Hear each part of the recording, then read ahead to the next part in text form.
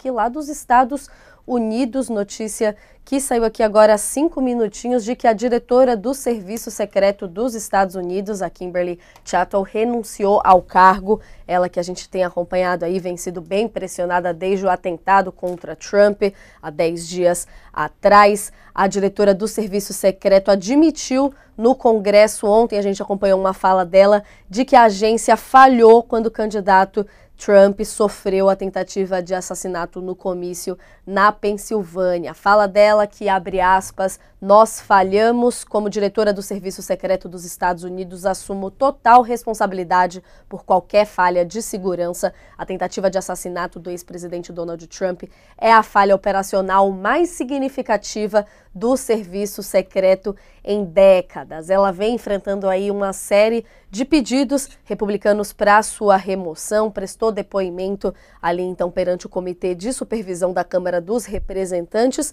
diante das alegações aí de que o Serviço Secreto negou recursos para proteger Trump.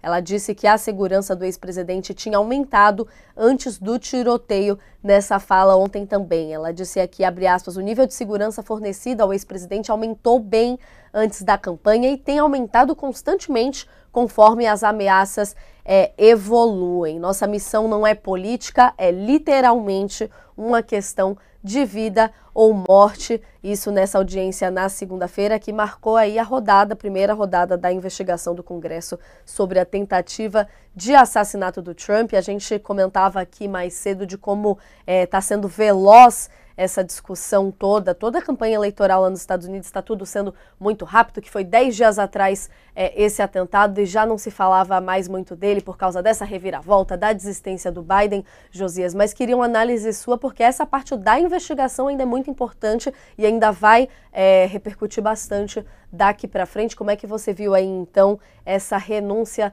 da diretora do Serviço Secreto? A gente não está habituado a esse tipo de coisa no Brasil, né? No Brasil, quando alguém comete uma falha, seja falha técnica, administrativa ou falha até criminal, costuma-se postergar o desfecho, né? Temos até ministro indiciado por corrupção que permanece no governo. Aqui é uma consequência lógica do que se passou nos Estados Unidos. A diretora do Serviço de Segurança admitiu o erro e admitiu em termos muito firmes, erro grave, segundo ela, como há muito não ocorria nos Estados Unidos, e atraiu para si a responsabilidade, como convém a todo administrador que ocupa cargo de chefia. Estamos falando de uma diretora do Serviço Secreto dos Estados Unidos, né? E a falha foi dupla, porque admitir que um atirador se aproximasse de um candidato à presidência da República dos Estados Unidos, um candidato favorito, admitir que esse atirador chegasse próximo do alto de um prédio, eh, a poucos metros do palanque onde está onde discursou esse candidato favorito à Casa Branca, admitir que algo assim ocorresse já seria absurdo. No caso do Donald Trump, é mais absurdo ainda, é duplamente absurdo, porque além de candidato, ele precisaria dispor da segurança que o Estado norte-americano provê aos seus ex-presidentes. Então ele teria que ter uma dupla camada de segurança. Segurança como candidato e segurança como ex-presidente da República. E falhou tudo naquele dia. E foi uma falha gravíssima, porque uma pessoa com uma R-15 alvejar o Trump como ele alvejou, e não matou por um triz, não matou por uma casualidade, que a bala tinha endereço certo, só que o Trump virou o rosto e, ao invés de atingir a cabeça dele, a bala atingiu a orelha. Era para estar morto, né? Então, evidentemente, foi uma falha gravíssima. E uma falha como essa, dessa magnitude, não poderia ficar sem uma consequência prática. Ficou barato, mas é uma consequência que tem repercussão. A chefe do serviço secreto dos Estados Unidos vai ao Congresso, admite a falha, assume a responsabilidade e, na sequência, renuncia ao cargo. É um encadeamento de acontecimentos com os quais nós não estamos acostumados no Brasil. Como disse aqui, acoberta-se tudo. Nenhuma falha merece uma reprimenda maior do que alguns segundos de exposição num telejornal ou um dia de exposição negativa numa manchete de jornal. Ali teve consequência, a consequência foi compatível com a falha, né? E era até esperado que ocorresse, demorou.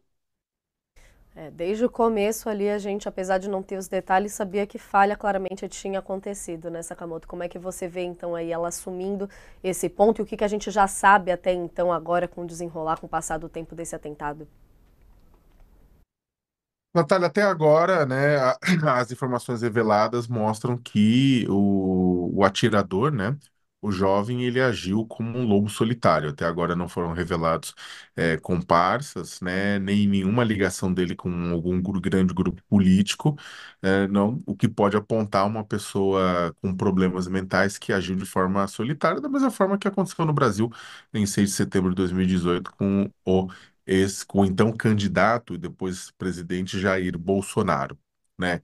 É, é uma coisa, na verdade, essa questão de você ter lobos solitários agindo é uma situação muito doida, porque acaba gerando teorias da conspiração à direita e à esquerda, tanto no caso do Bolsonaro quanto no caso do Biden que muita gente, a direita vai falar o seguinte, os opositores os apoiadores do Biden vão dizer, não, isso aqui faz parte de um grande plano envolvendo o governo americano, bilionários comunistas, os Illuminati, tudo isso, os Cavaleiros Templários, os chineses, para matar Trump, e aquela pessoa foi o executor. A esquerda, né, no caso, a esquerda, mas a esquerda desse ponto de vista, disse o seguinte: não, aquela pessoa foi colocada ali simplesmente como laranja, que foi uma tentativa de criar um fato político para ajudar o Trump, e depois ele era um participante, foi morto, né, para queimar arquivo, mas na verdade tudo era uma grande conspiração pró-Trump. Vocês perceberam? Essa coisa de ter alguém que é uma pessoa alucinada que comete um crime, acaba gerando essa possibilidade que as pessoas não aceitam. Elas querem conectar isso numa narrativa maior. É o que aconteceu, inclusive, com a Adélio Bispo, quando a Polícia Federal investigou e descobriu que ele estava tocando por conta própria. A esquerda acha que isso foi um complô de Bolsonaro, a direita acha que isso, na verdade, é um complô da esquerda contra o Bolsonaro. É claro que no caso dos Estados Unidos, no caso do atentado contra o Trump, ainda falta as investigações darem um veredito final. De qualquer maneira, a renúncia, né, da chefe do serviço secreto também contribui para não contaminar a imagem do governo Biden, porque através dela o governo Biden estava sendo bastante criticado por permitir que aquilo tenha acontecido contra o principal adversário. Então, com a renúncia dela, ela assume a responsabilidade e sai. É uma tentativa também de evitar uma contaminação, bloqueando isso num estamento que não é baixo clero, é um estamento alto do governo, mas não deixando que isso contamine a Casa Branca.